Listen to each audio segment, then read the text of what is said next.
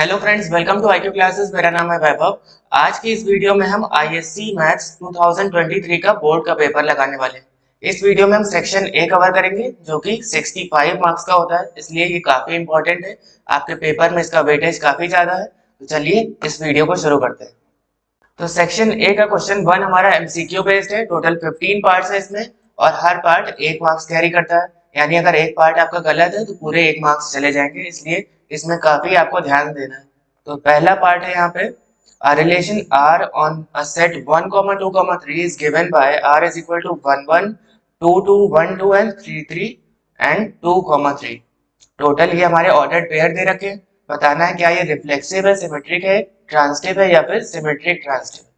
तो रिफ्लेक्सिव के लिए क्या केस होता है, ए कॉमा ए एग्जिस्ट करना चाहिए, 1 1 भी है, 2 2 भी है और 1 3 3 3 भी है। और सिमेट्रिक के लिए 1 2 है पर 2 1 नहीं है। और ट्रांसिटिव के लिए क्या होता है, 1 2 है, 2 3 है, तो 1 3 होना चाहिए जो कि नहीं है। इसलिए केवल ये रिफ्लेक्सिव होगा। हमारा ऑप्शन ए सही है। तो आइए अब दूसरा पार्ट देखते हैं। If A is a square matrix of order 3 then determinant of 2A is equal to।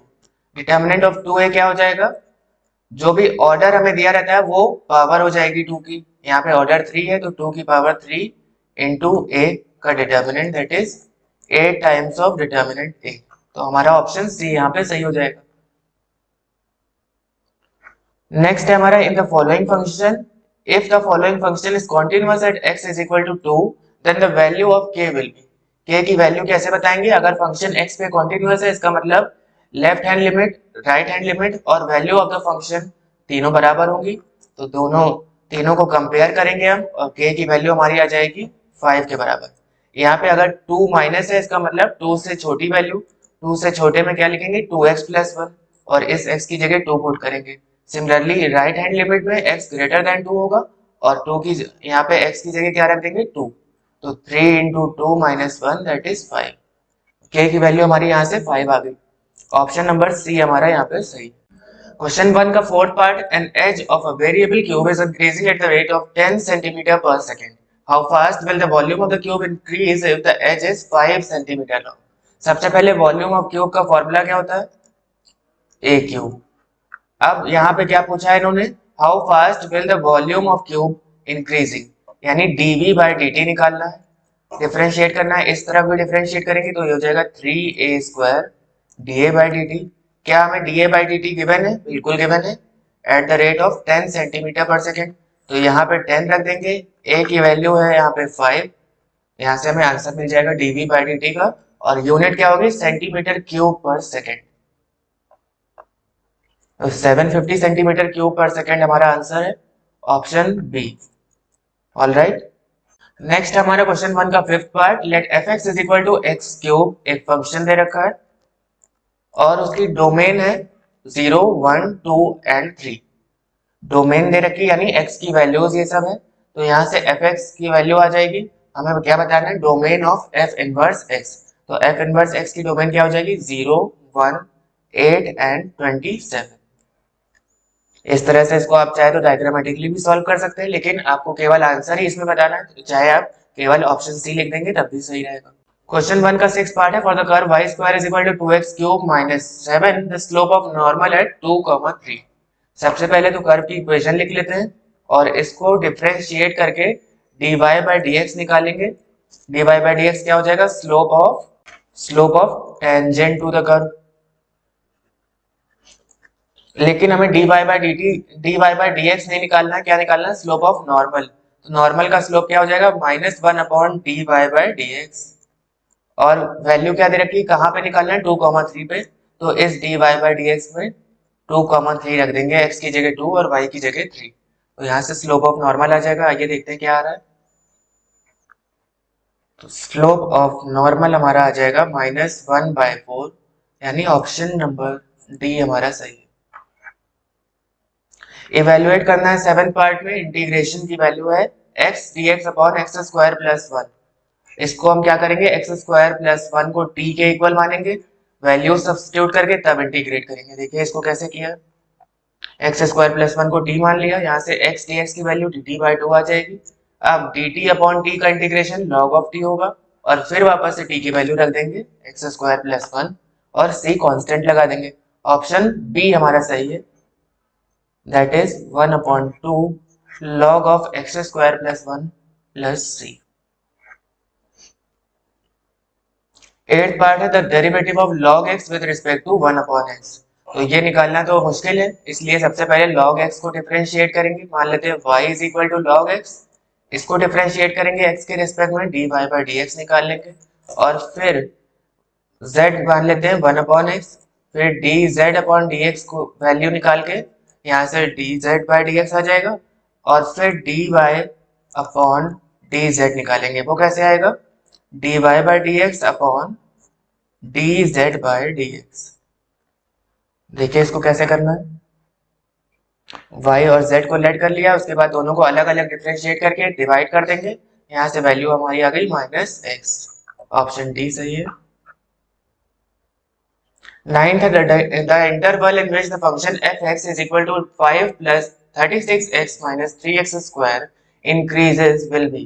Increasing के लिए सबसे पहले तो f' निकालेंगे और उसको ग्रेटर देन 0 कर देंगे। तो हमारी वैल्यू क्या आ रही है ग्रेटर देन 0 करने पे, x लेस देन 6 यानी -∞ से 6 तक, और वो भी ओपन इंटरवल, -∞ to 6। 10th है evaluate integration of -1 to 1 x to the power 17 cos to the power 4x dx। यहाँ पे हमारा ये ऑड फंक्शन है, अगर आपने इंटीग्रेशन में पढ़ा हो ऑड और इवन फंक्शन होते हैं। ऑड फंक्शन में वैल्यू क्या आ जाएगी इंटीग्रल की 0 के बराबर। ऑप्शन डी सही है हमारा। Now question 1 11 part, solve the differential equation dy by dx is equal to cosec of y। cosec को साइन में कन्वर्ट करके फिर साइन y आ गया हमारा, और y और dy को एक तरफ और x को एक तरफ, dx और x को एक तरफ, लेकिन यहाँ पे x नहीं है तो कांस्टेंट के साथ x को लेके चले जाएंगे, यानी 1 को मल्टीप्लाई करेंगे dx से, दोनों साइड फिर अलग अलग इंटीग्रेट करके आंसर निकाल लेंगे। ये भी बहुत सिंपल था। चलिए अगला देखते हैं 12th part, for what value of k the matrix 0k -6 and 0 is skew symmetric. Skew symmetric का मतलब aij is equal to minus of aj। तो k हमारी कौन सी पोजीशन पे, a12 पे, तो इसका माइनस ऑफ a21 क्या होगा, माइनस ऑफ a21 क्या है यहाँ पे -6, यानी k की वैल्यू हमारी 6 के इक्वल आ जाएगी। 13 पार्ट, 0 से 1 इंटीग्रेट करना है 2x प्लस 1 को। ये भी बहुत सिंपल है, पहले इंटीग्रेट करेंगे फिर लिमिट्स रखेंगे, एक बार 1 और एक बार 0, दोनों को सब्ट्रैक्ट करते हैं। इसका आंसर आ रहा है हमारा 2। अगर आपने पेपर अभी कुछ दिन पहले ही दिया है तो आंसर चेक करते चलिएगा यहाँ पे कि आपकी मिस्टेक्स कहाँ पे हो रही है और आपने सही कहाँ पे किया है। क्वेश्चन 1 का 14 पार्ट है, evaluate integration of 1 plus cos x dx upon sine square x। तो सबसे पहले हम यहाँ पे क्या करेंगे, साइन स्क्वायर को अलग अलग डिवाइड कर लेंगे, यानी 1 अपॉन साइन स्क्वायर एक्स एक तरफ plus cosec upon sine square x एक तरफ। चाहे तो इसको अलग अलग इंटीग्रेट करिए, चाहे एक साथ भी कर सकते हैं। तो 1 अपॉन साइन स्क्वायर एक्स क्या हो जाएगा, कॉसेक स्क्वायर एक्स, और cosec upon sine square x का मतलब sine x into sine x, that means cosec x cot x. तो इसको भी इंटीग्रेट आसानी से कर सकते हैं और इसको भी आसानी से कर सकते हैं। दोनों को इंटीग्रेट करके वैल्यू क्या आ रही, माइनस कॉट एक्स और माइनस कॉस एक्स प्लस सी। चलिए 15 पार्ट देखते हैं। Bag contains 19 tickets. एक बैग है उसमें 19 टिकट्स हैं, 1 से लेके टोटल 19 तक, और 2 tickets are drawn randomly in succession with replacement. एक के बाद एक 2 टिकट निकाल रहे हैं लेकिन विद रिप्लेसमेंट, यानी एक टिकट जो निकाला हमने फिर उसको वापस अंदर रखेंगे और फिर दोबारा एक निकालेंगे।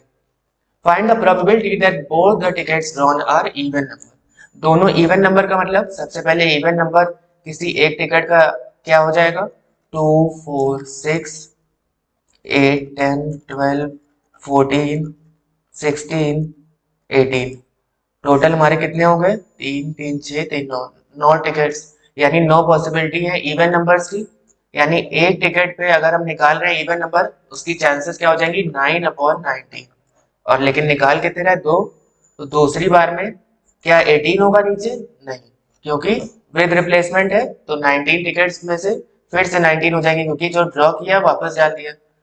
यहाँ 19 और ऊपर क्या हो जाएगा, फिर से इवन नंबर यानी 9। तो 9/19 इंटू 9/19 दैट मीन्स 81/361 इसकी हमारी रिक्वायर्ड प्रोबेबिलिटी है।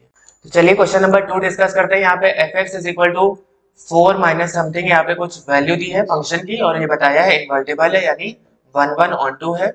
Then find f inverse x। f inverse x निकालने के लिए सबसे पहले fx is equal to y मानेंगे और फिर x in terms of y निकालते हैं। कैसे करेंगे आइए इसको देखते हैं। fx इज इक्वल टू जो वैल्यू दे रखी थी वो लिखा, उसके बाद y के इक्वल इसको मानेंगे, फिर यहां से हम x की वैल्यू निकालेंगे। x is equal to something अगर आ रहा है तो वही हमारा f इनवर्स x हो जाएगा। इसी में एक ऑप्शन में भी क्वेश्चन दे रखा है let a is equal to r minus 2 यानी रियल नंबर में से 2 हटा दे बाकी इसकी पूरी डोमेन है, और दूसरा b है r minus 1। If f is a function from a to b defined by fx is equal to x minus 1 upon x minus 2। fx है यहाँ पे यानी हम इसको लिख सकते हैं y is equal to x minus 1 upon x minus 2। लेकिन इसको क्या क्या प्रूव करना है, 1 1 और ऑन 2। 1 1 के लिए सिंपल है fx1 is equal to fx2 हम लेट कर लेते हैं। यहाँ से अगर x1 और x2 की वैल्यू दोनों इक्वल आ रहे हैं x1 और x2 तो ये 1 1 होता है। देखिए यहाँ पे 1 1 के लिए क्या करेंगे, fx1 is equal to fx2, फिर हर जगह जहां जहां इस साइड x है वहां पे x1 रखेंगे और दूसरे साइड x2, तो वैल्यू हमारी x1 और x2 की बराबर आ रही है, इसका मतलब ये 1 1 है। ऑन 2 के लिए वही procedure x in terms of y निकालेंगे। अब यहाँ पे लेकिन y की कौन सी वैल्यू नहीं रख सकते हैं, y की वैल्यू अगर डिनोमिनेटर में हम 1 रख दें तो नीचे 0 आ जाएगा, इसलिए y should not be equal to 1। इसका मतलब x की हर वैल्यू के लिए y की कुछ वैल्यू मिल रही है लेकिन y इज इक्वल टू 1 पे हमारी x की कोई वैल्यू नहीं है। तो ये ऑन टू प्रूव करने के लिए सबसे पहले यहाँ पे क्वेश्चन में देखिए ऑलरेडी गिवन है कि r माइनस 1, ये फंक्शन में पहले ही से दे रखा है, हमें क्वेश्चन में दे रखा है कि r रियल नंबर में से 1 हटा देंगे बाकी सब वैल्यू रखनी है, इसलिए ये हमारा ऑन टू हो जाएगा क्योंकि हर एक x की वैल्यू पे हर एक y की वैल्यू मिल रही है, कुछ ना कुछ y की वैल्यू मिल रही है, इसलिए ये ऑन टू होगा। क्वेश्चन नंबर 3 हमारा डिटर्मिनेंट का क्वेश्चन है। विदाउट एक्सपेंडिंग हमें इसकी वैल्यू बतानी है। सबसे पहले r2 is equal to r2 plus r3 करेंगे तो सेकेंड रो में a प्लस बी प्लस सी आ जाएगा और इसी तरह फर्स्ट रो में 5 5 5 दे रखा है। दोनों को अलग अलग कॉमन निकालेंगे, ऊपर वाली रो से 5 नीचे वाले में से a प्लस बी प्लस सी, तो अंदर 1 1 1 और दूसरी रो में भी 1 1 1। अगर कोई भी रो दो सेम है या कॉलम दो सेम होते हैं तो डिटर्मिनेंट की वैल्यू 0 आ जाती है। फोर्थ है प्रोबेबिलिटी का क्वेश्चन। इवेंट ए अकरिंग दिया है 1/3, बी का 1/2 और दोनों इंडिपेंडेंट है। बताने हैं प्रोबेबिलिटी हमें बतानी नीदर ए नॉर बी, यानी ना बी हो ना ए हो। इसका मतलब क्या है, आइदर ए और बी निकालेंगे और उसमें से 1 में से उसको माइनस कर देंगे तो आइदर या नीदर ए नॉर बी की प्रोबेबिलिटी हमें मिल जाएगी। तो यहाँ से इसका आंसर हमारा आ रहा है 1 माइनस 4/6 दैट इज 1/3।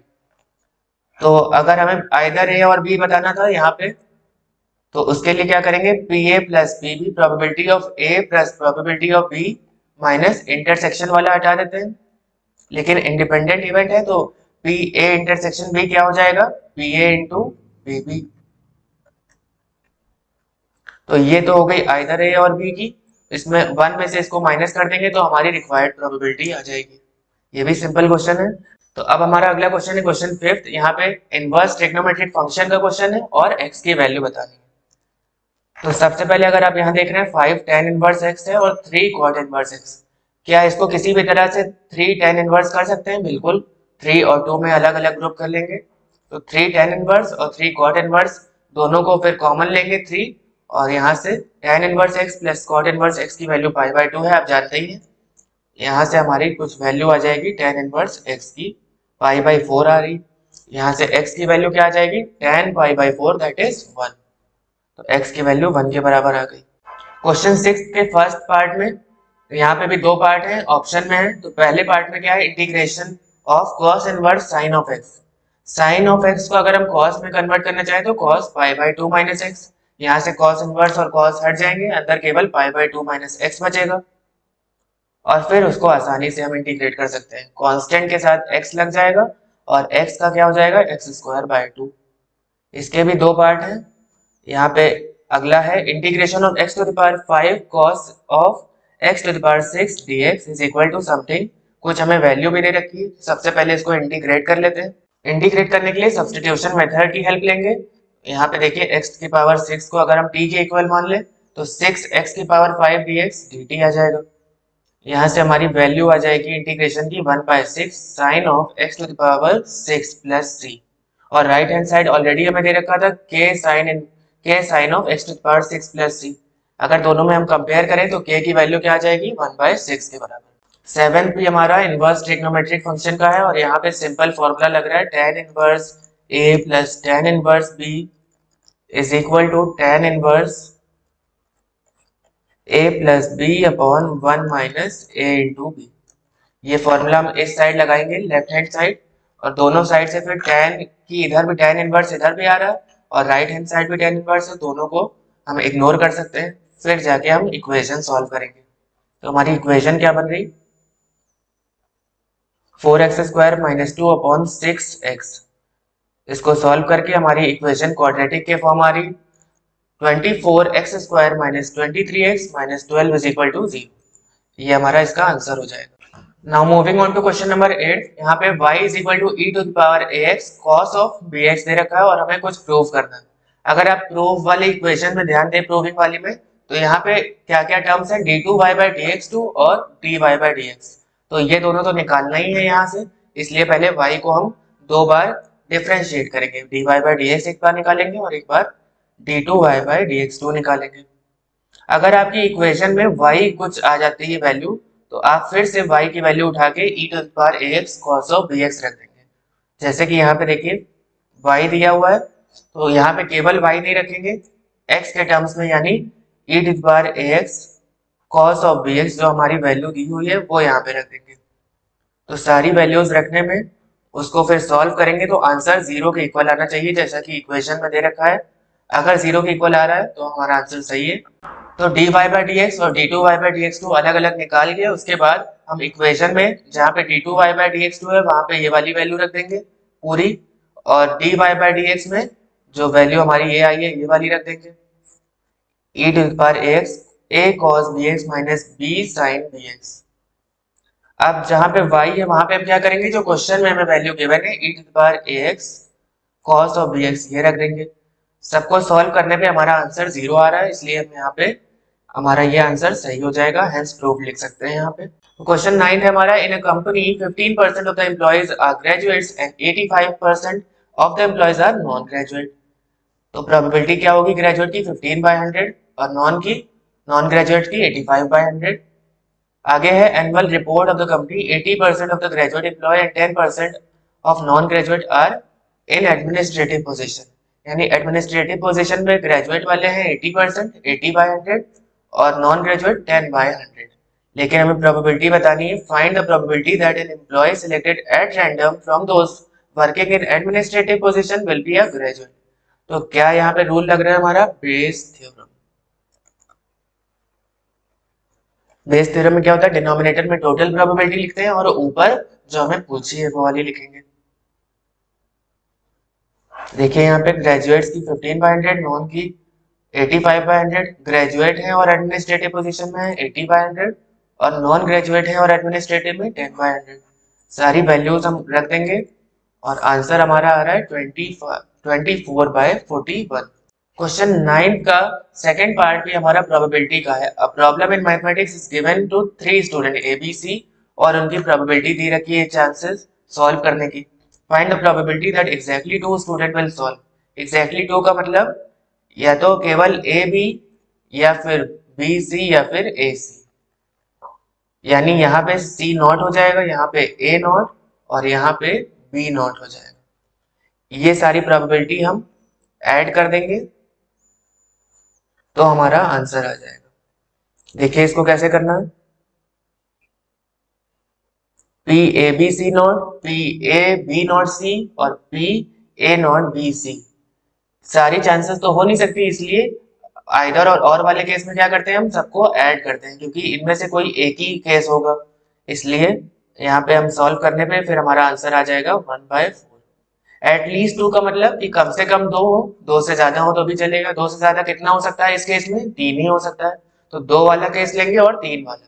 2 वाला केस का आंसर हमारा ऊपर आ चुका है 1/4, और 3 के लिए यानी तीनों ने सॉल्व किया तो 1/2, 1/3 और 1/4। इसका आंसर आ रहा है 7/24। क्वेश्चन 10 हमारा डिफरेंशियल इक्वेशन का क्वेश्चन है। दोनों यहाँ पे ऑप्शन में है और दोनों ही डिफरेंशियल इक्वेशन के क्वेश्चन है। तो पहला पार्ट है 1 + y² dx = tan inverse y - x dy। तो ये सॉल्व करने के लिए सबसे पहले तो हम dy/dx या फिर dx/dy निकालेंगे। हमको यहाँ पे dx/dy कन्वीनियंट लग रहा था, हमने वो निकाला है। फिर उसके बाद हम dx/dy plus p times of x = q इस फॉर्म में लाएंगे। तो यहाँ पे p हमारा क्या है, 1/1 + y² और q क्या है, tan inverse y/1 + y²। Integrating factor के लिए हमें क्या चाहिए रहता है, p। तो e⁻p dy क्या हो जाएगा, e⁻1/1 + y² dy यानी e⁻tan इनवर्स y। अब क्यों हमारा यहाँ पे सबसे पहले हम जनरल इक्वेशन की इक्वेशन लिख देते हैं। x into integrating factor is equal to integration of q into integrating factor dy। अगर यही y के रिस्पेक्ट में होगा तो y into integrating factor is equal to integration of q into integrating factor dx plus c। फिलहाल हम इस case पे ध्यान देते हैं, x इंटू इंटीग्रेटिंग फैक्टर की वैल्यू रखेंगे, q की भी वैल्यू रखेंगे और फिर इसको सॉल्व करेंगे। तो हमने वैल्यूज रखी q और इंटीग्रेटिंग फैक्टर की। उसके बाद e⁻tan इनवर्स y को यहाँ से हम t के इक्वल मान लेंगे और फिर डिफरेंशिएट करेंगे अगर t के रिस्पेक्ट में, तो ये आ जाएगा e⁻समथिंग ही रहता है। और फिर इसको हम डिफरेंशिएट करेंगे तो 1/1 + y² dy is equal to dt। यहाँ से वैल्यू क्या आ जाएगी, integration of log of t dt। अब log ऑफ t आसानी से हम इंटीग्रेट नहीं कर सकते, इसके लिए log ऑफ t को 1 से मल्टीप्लाई करके फिर बाय पार्ट्स लगाएंगे। बाय पार्ट में रूल कौन सा लगता है, आइलेट, लॉगरिथमिक और अलजेब्राइक। तो लॉगरिथमिक पहले आएगा फिर नंबर हमारा आएगा। तो यहाँ पे फॉर्मूला क्या लग रहा है हमारा, u v dx अगर है इसको इंटीग्रेट करना है, ये फर्स्ट है और ये सेकंड फंक्शन है। तो ये हो जाएगा u into integration of v dx minus whole integration of d/dx of u into integration of v dx और इस पूरे का v dx, प्रोवाइडेड हमारा u फर्स्ट फंक्शन है और v सेकंड फंक्शन। तो यही फॉर्मूला हम अप्लाई करके इसको सॉल्व करेंगे। वैल्यू हमारी आ रही है e x into e⁻tan inverse y is equal to tan inverse e⁻tan inverse y को हम चाहे तो यहाँ से कॉमन भी ले सकते हैं, तो आ जाएगा अंदर tan इनवर्स y - 1 + c। ऐसे भी आप लिख सकते हैं या ये भी आंसर सही है हमारा। तो क्वेश्चन 10 का सेकंड पार्ट हमारा जो डिफरेंशियल इक्वेशन का सेकंड क्वेश्चन है, इसमें अगर हम सॉल्व करेंगे तो dy/dx की वैल्यू आ रही है y² - x²/2xy। अब इस पूरी इक्वेशन को अगर x² से डिवाइड करें तो ऊपर आएगा y² - x² -1/2 into xy/y², xy/y x² sorry, x x cut जाएगा तो ये भी y/x आ रहा है। तो अगर हमारा dy/dx कुछ इस तरह से आ रहा है, फंक्शन हमारा आ रहा है y/x के टर्म्स में जो कि यहाँ पे आ रहा है, तो वो हमारा होमोजेनियस डिफरेंशियल इक्वेशन होता है। और उसमें क्या करते हैं, y = vx लेट करते हैं, फिर इसको डिफरेंशिएट करेंगे x के रिस्पेक्ट में। तो dy/dx की जो वैल्यू आएगी वो हम उठा के यहाँ पे रख देंगे इस जगह पे। तो v + x dv/dx हमारा क्या आ रहा है, v²x²। ये v² कैसे आया, y² की जगह v²x² हो गया, x² एज इट इज रहेगा और नीचे भी जहाँ पे y था वहां vx रख दिया। अब v वाले टर्म्स एक तरफ, x वाले एक तरफ करके इंटीग्रेट कर देंगे इसको। इंटीग्रेशन करना इसका बहुत सिंपल है। आंसर हमारा आ रहा है log of 1 + v² is equal to minus log of x + c। यहाँ पे फिर से v की वैल्यू सब्स्टिट्यूट कर देंगे, y = vx माना है तो v की वैल्यू आ जाएगी y/x, उसको सब्स्टिट्यूट करके हमारा ये आंसर आ गया। क्वेश्चन 11 हमारा मैट्रिक्स का क्वेश्चन है। मैट्रिक्स के मेथड से सॉल्व करना है सिस्टम ऑफ इक्वेशन को, लेकिन ये सारी मैट्रिक्स हमें जो दे रखी है फ्रैक्शन में, तो 1/x को u, 1/y को v और 1/z को w मान लेंगे, तब हमारी ये प्रॉपर इक्वेशन आ जाएंगी तीन। अब यहाँ से a बना लेंगे, a क्या हो जाएगा 2 3 10 ऊपर, फिर 4 -6 और 5 और फिर 6 9 और -20। अब अगर a इनवर्स हमें निकालना है तो सबसे पहले चेक करना रहता है कि डिटर्मिनेंट ऑफ a अगर जीरो तो नहीं आ रहा है। अगर जीरो नहीं आ रहा है, भले नेगेटिव आए या पॉजिटिव, तो हम उसको आसानी से हम इनवर्स निकाल सकते हैं। फिलहाल यहाँ पे हमारा a inverse, a determinant of a की वैल्यू क्या आ रही है 1200, तो इसका मतलब a inverse exist. A inverse निकालने के लिए सबसे पहले तो एडजॉइंट ऑफ ए निकालेंगे। कैसे निकालते हैं, इस मैट्रिक्स का कोफैक्टर निकाल के और फिर ट्रांसपोज करेंगे। तो हमारा ट्रांसपोज करने पे ये आ रही वैल्यू एडजॉइंट ऑफ ए की, और ए इनवर्स का फॉर्मूला होता है adjoint of A upon determinant of A. Determinant है 1200। अब क्या ये डिवाइड हो जाएगी 1200 वैल्यू अंदर? नहीं हो रही, तो अभी फिलहाल इसको ऐसे ही रख देंगे। अब हमारी जो इक्वेशन का फॉर्म होता है वो ax = b होता है, लेकिन हमें वैल्यूज बतानी u, v और w की, इसलिए x निकालेंगे। तो x क्या हो जाएगा, ये a उधर चला जाएगा तो a inverse b। a inverse ये दे रखा है, b की वैल्यू क्या है 412, कहाँ से आई, ये b की वैल्यू है। अब इसको सॉल्व करेंगे दोनों मैट्रिक्स को। ये 3 क्रॉस 3 है, यानी 3 रोज 3 कॉलम, और दूसरी वाली 3 रोज 1 कॉलम। तो जो फाइनल मैट्रिक्स हमारी आएगी वो 3 रोज और 1 कॉलम की आएगी। अब यहाँ पे अगर देखें तो 1200 से ये अंदर वाले टर्म्स आसानी से डिवाइड हो जाएंगे। फ्रैक्शन में आंसर आएगा अंदर 1/2, 1/3 और 1/5।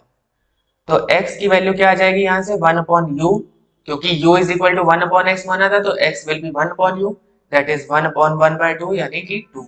इसी तरह y और z की वैल्यू 3 और 5 आ जाएगी। तो ये सिंपल था क्वेश्चन ये वाला भी।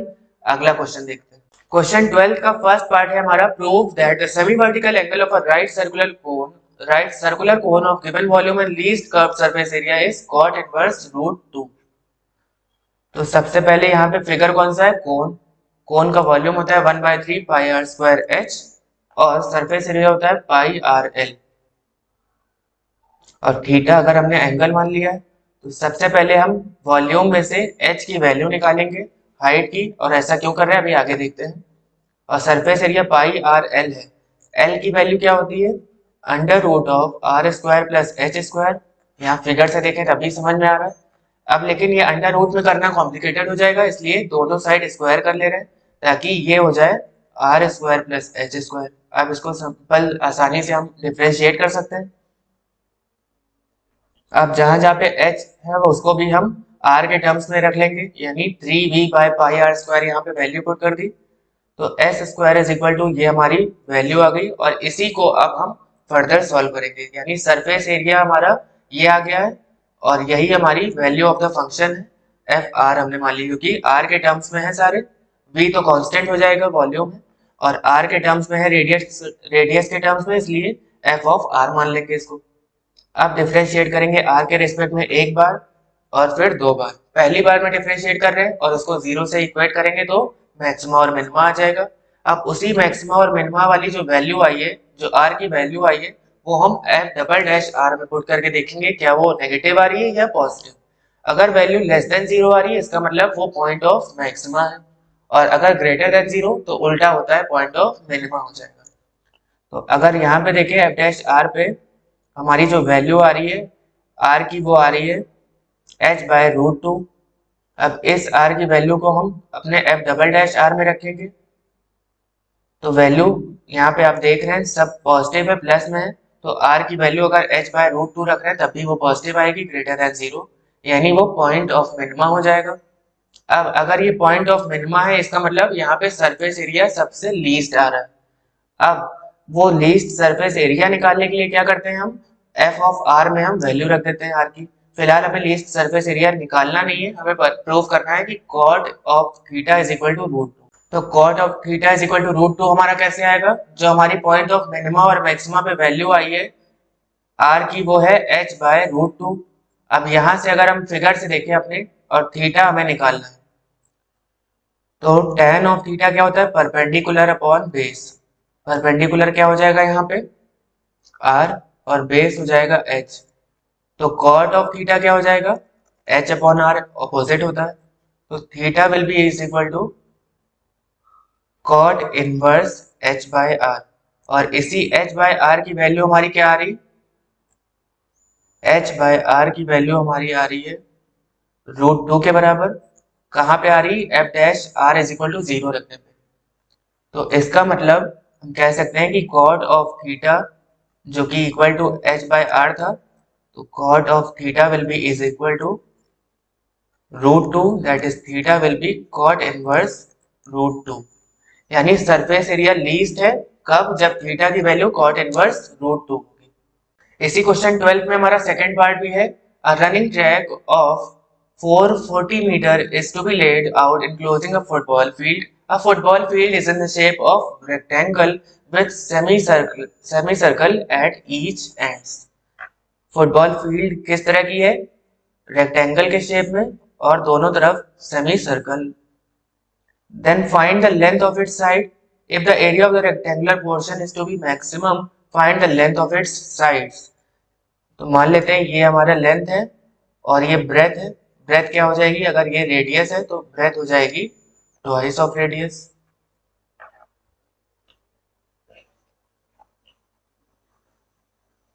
और पेरीमीटर में ऑलरेडी गिवन है 440, तो इस पूरी फील्ड का पेरीमीटर क्या हो जाएगा, इस बाउंड्री वॉल की सम अप कर देंगे, यानी L प्लस एल। और सेमी सर्कल का क्या होता है पेरीमीटर या सरकमफ्रेंस, पाई आर, दोनों तरफ है तो 2 पाई आर हो जाएगा। यानी 2L प्लस 2 पाई आर 440 के बराबर है। यहाँ से हम आर की वैल्यू निकाल लेंगे। अब क्योंकि हमें एरिया ऑफ रेक्टेंगल के टर्म्स में चाहिए, तो रेक्टेंगल का एरिया होता है लेंथ इंटू ब्रेथ। ब्रेथ अभी आपको बताई क्या हो जाएगी 2r, और r की वैल्यू रख देंगे लेंथ के टर्म्स में। यानी एरिया ऑफ रेक्टेंगल लेंथ के टर्म्स में आ गया है, इसलिए इसको डिफरेंशिएट किससे करेंगे, l से, यानी dA बाय dl हम निकालेंगे। अब उस dA बाय dl को 0 के इक्वल करके हम निकालेंगे कि वो मैक्सिमा और मिनिमा के लिए वैल्यूज पुट करने के लिए। तो d2a बाय dx2 पे इसी l की वैल्यू को रख के देखेंगे क्या पॉइंट ऑफ मैक्सिमा आ रहा है या मिनिमा। कैसे पता करेंगे, अगर वैल्यू छोटी है 0 से, जो कि इस केस में है, तो ये पॉइंट ऑफ मैक्सिमा हो जाएगा। यानी एरिया मैक्सिमम है इस पॉइंट पे, कब, जब l की वैल्यू 110। तो इसी l की वैल्यू पे हम रेडियस निकाल लेते हैं। यहाँ पे रेडियस हमारा आ जाएगा 35 सेंटीमीटर। यानी एरिया मैक्सिमम कब होगा, जब लेंथ 110 है और रेडियस है सेमी सर्कल का 35। लेकिन हमें लेंथ और रेडियस के अलावा क्या निकालना है, एरिया पूरी वैल्यू निकालनी है। इसलिए एरिया यहाँ पे क्या हो जाएगा, एक रेक्टेंगल और हाफ हाफ सेमी सर्कल है दो, यानी एक सर्कल हो जाएगा। यानी पाई आर स्क्वायर और length into breadth. Length into breadth हमारी आ जाएगी 110 इंटू 70, और पाई की वैल्यू 22/7, आर है 35। तो एरिया का हमारा आंसर आ गया 11,550 मीटर स्क्वायर। क्वेश्चन 13 हमारा दोनों इंटीग्रेशन के क्वेश्चन है और यहाँ पे पार्शियल फ्रैक्शन अप्लाई हो रहा है।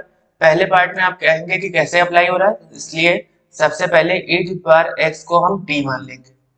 इसका मतलब e की power x dx is equal to dt हो जाएगा। अब अगर हम यहाँ पे देखें तो अगर ऊपर वाले में e की पावर x कॉमन आ रहा है, क्योंकि e की पावर 2x है, उसको हम e की पावर x इंटू e की पावर x लिख सकते हैं। तो ऊपर e की पावर x कॉमन आ रहा है, तो e की पावर x dx को हम किससे सब्स्टिट्यूट कर देंगे, dt से। तो वैल्यू हमारी यहाँ पे इंटीग्रेशन की क्या आएगी, 3t minus 2 upon T square plus 2t minus 8 dt। अब नीचे हम देख रहे हैं ये क्वाड्रेटिक इक्वेशन है, फैक्टर्स आसानी से बन सकते हैं। फैक्टर्स बनने के बाद पार्शियल फ्रैक्शन से इसको सॉल्व करेंगे, और यहाँ पे लिख भी दीजिए बाय पार्शियल फ्रैक्शन। अब पार्शियल फ्रैक्शन में क्या करते हैं, यहाँ पे दो फैक्टर्स हैं, तो a अपॉन टी प्लस 4 एक बार plus b upon T minus 2।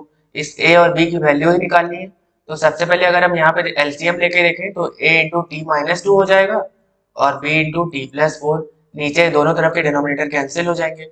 अब a और b की वैल्यू निकालनी है, तो सबसे पहले एक बार t की वैल्यू 2 रख देते हैं। क्यों, क्योंकि t माइनस 2 एक फैक्टर है, तो t की वैल्यू एक बार 2 रखेंगे, तो ये वाला टर्म कैंसिल हो जाएगा और b की कुछ वैल्यू आ जाएगी। इसी तरह t प्लस 4 एक फैक्टर है, तो एक बार t की वैल्यू माइनस 4 रखेंगे, तो ये वाला टर्म पूरा 0 हो जाएगा और फिर a की कुछ वैल्यू आ जाएगी। ए और बी की वैल्यू आ गई, फिर तो आसानी से सॉल्व हो सकता है। ए की वैल्यू आ रही 7/3, बी की 2/3। अब सीधे लॉग वाली प्रॉपर्टी लग रही है, यहाँ पे लॉग वाला फॉर्मूला लग रहा है, और जो t की वैल्यू थी वो वापस e की पावर x सब्स्टिट्यूट कर देंगे। तो क्वेश्चन 13 का सेकंड पार्ट, तो इसमें यहाँ पे डायरेक्टली पार्शियल फ्रैक्शन ही अप्लाई हो रहा है, यहाँ पे कुछ लेट भी नहीं करना है। 1 माइनस एक्स के लिए a अपॉन 1 माइनस एक्स, और 1 प्लस एक्स स्क्वायर के लिए bx plus c upon 1 plus x square. ये बहुत इंपॉर्टेंट है, यानी a b और c की वैल्यूज निकालनी है, ठीक उसी तरह निकाल लेंगे। चाहे तो आप ग्रुप कर लीजिए यहाँ पे एक्स स्क्वायर के टर्म्स को एक साथ, एक्स के एक साथ और कांस्टेंट एक साथ। एक्स स्क्वायर के टर्म यहाँ पे कुछ है नहीं है तो जीरो के इक्वल कर देंगे a माइनस बी को। सिमिलरली एक्स का भी टर्म इस तरफ कुछ नहीं है तो वो भी जीरो के equal. a plus C constant है और यहाँ पे कॉन्स्टेंट है, इसलिए a प्लस सी 2। इन सबको साइमल्टेनियसली सॉल्व करेंगे तो a b और c की वैल्यू हमारी आ रही 1 1 और 1, तीनों की 1 आ रही।